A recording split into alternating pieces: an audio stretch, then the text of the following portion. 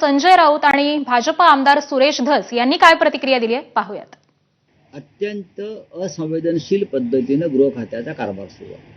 राज्याच्या पोलीस महासंचालक पदावरती एक महिला अधिकारी आहेत आणि देवेंद्र फडणवीस त्यांना सातत्यानं एक्सटेन्शन देत आहेत, कारण त्या कार्यक्षम असाव्यात असं त्यांना वाटतंय। तरीही जर महिला सुरक्षित नसतील आणि महिलांच्या हत्या आणि खून आणि आत्महत्या होत असतील तर मला असं वाटतं की आता भारतीय जनता पक्षातल्या त्या महान सगळ्या महिला नेत्या कुठे गेल्या।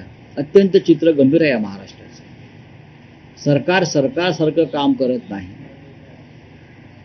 सरकारची प्रशासनावर पकड नाही, गृह खातं अजगराप्रमाणे निश्चित पडलेलं आहे। अशा पद्धतीत या राज्यातील महिला असतील, तरुण असतील, वृद्ध असतील, त्यांची सुरक्षा वाऱ्यावर आहे।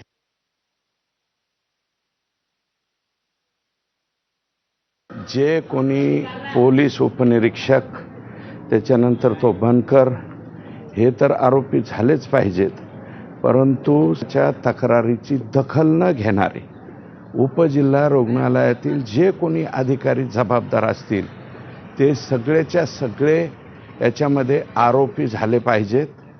त्याची स्वतंत्र चौकशी झाली पाहिजे आणि हे जे सगळे आरोपी आहेत हे सगळेच्या सगळे फासावरती लटकले पाहिजेत असं माझं मत आहे।